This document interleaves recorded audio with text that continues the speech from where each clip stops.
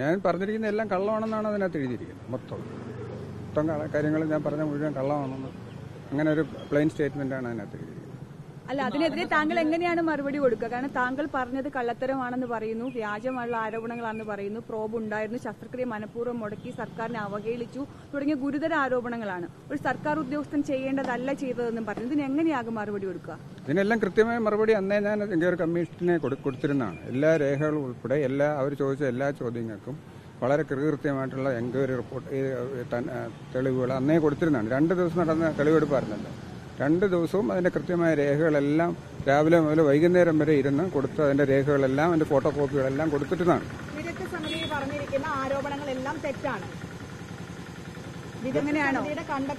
വിദഗ്ധ സമിതിയുടെ റിപ്പോർട്ട് എനിക്ക് കിട്ടിയിട്ടില്ല. വിദഗ്ധ സമിതി എന്താണ് അവര് റിപ്പോർട്ട് കൊടുത്തിരിക്കുന്നതെന്ന് എനിക്ക് റിപ്പോർട്ടിന്റെ അടിസ്ഥാനത്തിലാണ് കാരണം കാണിക്കൽ നോട്ടീസിൽ പറഞ്ഞിരിക്കുന്നത്. അപ്പോൾ വിദഗ്ധ സമിതി താങ്കൾ കൊടുത്ത രേഖകളൊന്നും അംഗീകരിക്കപ്പെട്ടിട്ടില്ല എന്നുള്ളതാണോ? അതെന്താണെന്നറിയില്ല. വിദഗ്ധ സമിതിയുടെ റിപ്പോർട്ട് പലരും ചോദിച്ചിട്ട് കൊടുത്തിട്ടില്ല. RTA വഴി വിവരാവകാശം വഴി പലരും ചോദിച്ചിരുന്നു, അത് കൊടുത്തിട്ടില്ല. ആ റിപ്പോർട്ട് എന്നെയും കാണിച്ചിട്ടില്ല. അവരെന്താണ് എഴുതി കൊടുത്തതെന്ന് എനിക്കറിയത്തില്ല. ആരൊക്കെയാണ് തെളിവ് കൊടുത്തതെന്ന് എനിക്കറിയില്ല. എന്താണ് അതിന് തെളിവ് കൊടുത്തതെന്ന് അറിയില്ല. ഞാൻ പറഞ്ഞു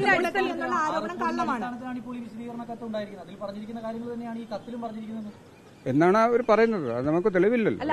അങ്ങനെയാണെങ്കിൽ താങ്കൾ എങ്ങനെയാണ് മറുപടി കൊടുക്കുക? താങ്കൾ ശസ്ത്രക്രിയ മുടക്കിയെന്ന് പറയുന്നു, ഉപകരണം ഉണ്ടായിരുന്നു എന്ന് പറയുന്നു, താങ്കൾ ചട്ടലംഘനം നടത്തിയെന്ന് പറയുന്നു. ഇതിന് എങ്ങനെയാണ് മറുപടി കൊടുക്കുക? അതെങ്ങനെയാണ് അവർക്കത് അങ്ങനെയൊക്കെ ഒരു കിട്ടിയെന്ന് അറിഞ്ഞൂടെ? അവിടെ ഉപകരണം ഇല്ല എന്നുള്ളത് എല്ലാവർക്കും അറിയാവുന്ന കാര്യമാണ്.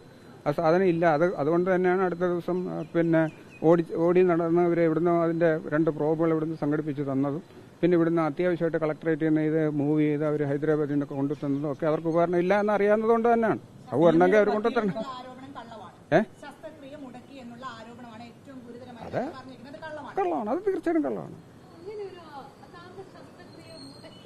എന്റെ ശസ്ത്രക്രിയ മുടക്കേണ്ട കാര്യം എനിക്കെന്താ ശസ്ത്രക്രിയ മുടക്കിയിട്ടെന്തില്ല? ഉപകരണം ഇല്ലായിരുന്നു. അതിലൊരു ഉറച്ചിരിക്കാൻ താങ്കൾ ഒരു ഘട്ടത്തിൽ പോലും സൂപ്രണ്ടിനോടോ മെഡിക്കൽ പ്രിൻസിപ്പലിനോടോ ഈ കാര്യം അറിയിച്ചിട്ടില്ല എന്നും റിപ്പോർട്ടിലുണ്ട്. എത്രയോ പ്രാവശ്യം അവരെ അറിയിച്ചതാണ്. അവിടെ HDSലെ ഒരു സ്റ്റാഫ് തന്നെ ഞങ്ങളുടെ കൂടെ ഉണ്ട്. ആ കുട്ടിയാണ് എല്ലാ ദിവസവും പോയി അവിടെ പോയി പറയുന്നത്, ഇല്ല ഉപകരണം ഇല്ല, തീർന്നു, പ്രോബ് ഒടിഞ്ഞു പോയി, പ്രോബിന് 3 എണ്ണം ഉള്ളൂ, അതിൽ ബാക്കി 2 ഉള്ളൂ, ബാക്കി 1 ഉള്ളൂ, 1 കൂടെ ഒടിയാറായി, 2 ആഴ്ചയേ ഉള്ളൂ, 1 ആഴ്ചയേ ഉള്ളൂ എന്നിങ്ങനെ കൗണ്ട് ഡൗൺ മാതിരി പറഞ്ഞുകൊണ്ട് ഇങ്ങനെ അവരെ അറിയിച്ചതാണത്. വ്യാജമായ ഒരു റിപ്പോർട്ടിൽ താങ്കൾക്കെതിരെ പ്രതികാര നടപടി എടുക്കുകയാണ് എന്നാണോ? തീർച്ചയായിട്ടും. അവരിപ്പോ ഈ റിപ്പോർട്ടിൽ അവരെന്താണ് കൊടുത്തിരിക്കുന്നത് എനിക്ക് അറിഞ്ഞൂടാ. എന്തായാലും ഇതിനകത്ത് എഴുതിയിരിക്കുന്നത് ഞാൻ പറഞ്ഞത് മൊത്തം കള്ളമാണെന്നാണ് ഒറ്റ രീതിയിൽ. വ്യാജമാണ് താങ്കൾ പറഞ്ഞു. അതായത് ഈ റിപ്പോർട്ട് വ്യാജമായിട്ടുള്ള കാര്യങ്ങളാണ്. ആ റിപ്പോർട്ട് ഒന്നുകിൽ വ്യാജം, ആ റിപ്പോർട്ട് കൊടുത്തത് ഒന്നുകിൽ വ്യാജം, അതല്ലെങ്കിൽ അത് അനലൈസ് ചെയ്തിരിക്കുന്നത് വ്യാജം, അല്ലെങ്കിൽ ഇതിനകത്ത് മെമ്മോസ് ചൂണ്ടിക്കാണിച്ചിരിക്കുന്നത് വ്യാജമാണ്. എന്തോ ഒരു തെറ്റാണ്.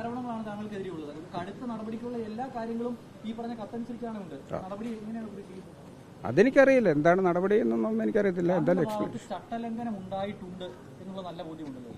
ചട്ടലംഘനം എന്ന് പറയുന്നത് നമ്മൾ സോഷ്യൽ മീഡിയയിൽ എഴുതുന്നത് ചട്ടലംഘനമാണല്ലോ. അതിപ്പോൾ നമുക്ക് വേറെ നിവൃത്തിയില്ലാത്തതുകൊണ്ട് നമ്മൾ എല്ലാ വഴികളും നമ്മൾ അടയുമ്പോൾ പിന്നെ അവസാനം എടുത്ത വഴിയാണത്. സംഘടനയുമായി ആലോചിച്ചിട്ടുണ്ടോ?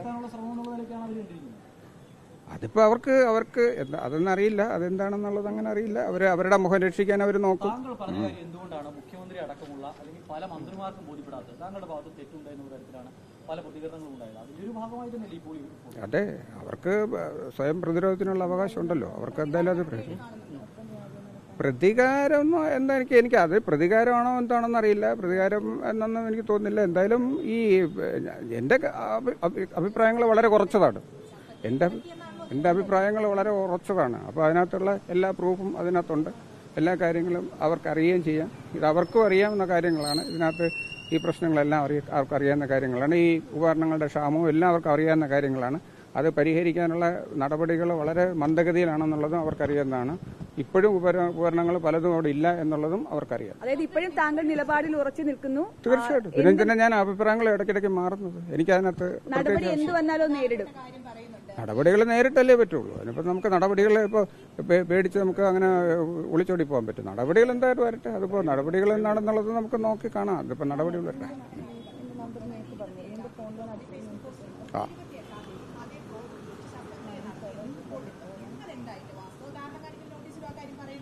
27-ാം തീയതി 28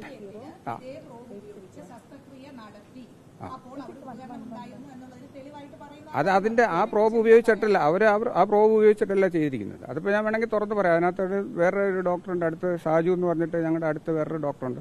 അദ്ദേഹത്തിന്റെ കൈവശം ഉണ്ടായിരുന്ന ഒരു ഉപകരണമാണ് അദ്ദേഹം ഉപയോഗിച്ചത്. നമ്മുടെ അവിടെ പല ഡോക്ടർമാരുടെയും കൈവശം സ്വന്തമായിട്ട് ഉപകരണങ്ങളുണ്ട്. അതിപ്പോൾ നമ്മൾ ഡിപ്പാർട്ട്മെന്റ് ഉപകരണങ്ങളല്ല, അത് ഡിപ്പാർട്ട്മെന്റിന്റെ അറിവിലുള്ളതല്ല, ഡിപ്പാർട്ട്മെന്റ് സ്റ്റോക്കിലുള്ളതല്ല, ബയോമെഡിക്കലിന്റെ സ്റ്റോക്കിലുള്ളതല്ല. അതിനകത്ത് നമ്മൾ എഴുതി കൊടുക്കുന്ന സ്പെസിഫിക്കേഷൻ ഒന്നും ഉള്ളതല്ല. ISOയുടെ നമ്മൾ എഴുതി കൊടുക്കുന്ന എല്ലാ ഉപകരണങ്ങൾക്കും FDA, CE, പിന്നെ ISO ഈ സ്പെസിഫിക്കേഷൻ സ്റ്റാൻഡർഡൈസേഷനുള്ള ഉപകരണങ്ങളാണ് നമ്മൾ എഴുതി കൊടുക്കുന്നത്. അതിന്റെ മാത്രം ആക്സസറീസ് മാത്രമാണ് നമ്മൾ ഉപയോഗിക്കുന്നത്. അതിന്റെ മാത്രം ആക്സസറീസ് ഉപയോഗിക്കാവൂ എന്ന് കമ്പനി പല പ്രാവശ്യം വാണിംഗ് തന്നിട്ടുണ്ട്. അതല്ലാത്ത എന്ത് ആക്സസറി ഉപയോഗിച്ചാലും നമുക്ക് ആ ഉപകരണത്തിന്റെ മേളിൽ യാതൊരു കേടാകുന്നതിന്റെ ഉത്തരവാദിത്വം അതിന്റെ കമ്പനിക്കില്ല എന്ന് പറഞ്ഞിട്ടുണ്ട്. ഈ ഉപകരണം എന്ന് പറയുന്നത് 27 ലക്ഷം രൂപയുടെ ഉപകരണങ്ങൾ ഇമ്പോർട്ടഡ് സാധനമാണ്. ഇതിന്റെ ഉപകരണത്തിന്റെ ഡ്യൂപ്ലിക്കേറ്റ് 1000 രൂപയ്ക്ക് ഇവിടെ കിട്ടും. 1000 രൂപയ്ക്ക് ഇവിടെ കിട്ടും. ഇതിന്റെ ഡ്യൂപ്ലിക്കേറ്റ് 1000 രൂപയ്ക്ക് ഇവിടെ കിട്ടും. ഈ 1000 രൂപയ്ക്ക് നമുക്ക് വേണമെങ്കിൽ ആ ഉപകരണം വാങ്ങിച്ചിട്ട് ചെയ്യാം. അത് അവര് ഈ പറഞ്ഞിരിക്കുന്ന EMS ലിത്തോക്ലാസിന്റെ അവരുടെ അധികാരികൾ അവർ പല പ്രാവശ്യം വന്ന് എനിക്ക് നേരിട്ട് വാണിംഗ് തന്നിട്ടുള്ളതാണ്. ഇതിന് എന്തെങ്കിലും ഇങ്ങനെ ഡ്യൂപ്ലിക്കേറ്റ് സാധനങ്ങൾ ഉപയോഗിച്ച് ഒരു പ്രാവശ്യം അത് ഹാങ് ആയി പോയതാണ്. അവർ പിന്നെ നമ്മൾ കമ്പനി ഹൈദരാബാദിൽ നിന്ന് എഞ്ചിനീയർ വന്ന് റിപ്പയർ ചെയ്തപ്പോൾ അവർ പറഞ്ഞു നിങ്ങൾ ഇതിനകത്ത് ഡ്യൂപ്ലിക്കേറ്റ് ഇട്ട് കഴിഞ്ഞ് ഇതിന്റെ സിസ്റ്റത്തിന് റീഡ് ചെയ്യാൻ പറ്റും, അത് നിങ്ങൾ എന്ത് ചെയ്താലും കണ്ടുപിടിക്കാൻ പറ്റും എന്നുള്ളതറിയാം. ഇപ്പൊ ഇവിടെ പല കമ്പനിക്കാരും അതിനകത്ത് 1000 രൂപ ഡ്യൂപ്ലിക്കേറ്റ് ഇറക്കുന്നുണ്ട്. നമുക്ക് 1000 രൂപയ്ക്ക് നടത്തിയ ഉപകരണം കടം വാങ്ങിയതാണ് മറ്റൊരു ഡോക്ടർ. അത് അദ്ദേഹത്തിന്റെ കൈവശമുള്ളതായിരിക്കും. പുള്ളിയുടെ സ്വന്തം ഉപകരണമാണ്. അത് പുള്ളിയുടെ സ്വന്തം. ഇപ്പോഴും ആ ഡിപ്പാർട്ട്മെന്റിൽ ഇപ്പോഴും മാറ്റമൊന്നും വന്നിട്ടില്ല. ഏതിന്റെ ആവശ്യക്കാരൻ? അതായത് പ്രോബ് ഇപ്പൊ കിട്ടുന്നുണ്ട്. പ്രോബ് അതിനുശേഷം പ്രോബ് നമ്മൾ 3 മാസം വെയിറ്റ് ചെയ്തിരുന്ന പ്രോബ് വിതിൻ 24 hours എത്തി. ബാക്കി എന്തെങ്കിലും ഉപകരണങ്ങളുടെ ക്ഷാമം ഇപ്പോഴും ഉണ്ടോ? ഉണ്ടല്ലോ. നമ്മളിപ്പോൾ ESW എന്ന് പറഞ്ഞ ഉപകരണം 2 വർഷമായിട്ട് നമ്മൾ ഉപയോഗിക്കുന്നില്ല.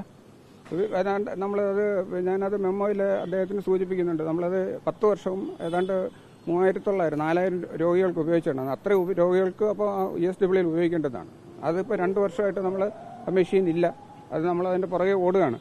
ഈ കഴിഞ്ഞ ഇപ്പോൾ HDS കമ്മിറ്റിയിൽ അത് പാസ്സാക്കിയിട്ട് തന്നെ വർഷം 1 കഴിഞ്ഞു. അത് ഇതുവരെ ആ മെഷീൻ എത്തിയിട്ടില്ല. അതിന് പലതരം എന്തൊക്കെയാണെന്ന് അറിഞ്ഞിട്ട് പല ഓഫീസുകളിൽ കിടന്ന് കറങ്ങുന്നു എന്നാണ് ഞാൻ കേൾക്കുന്നത്.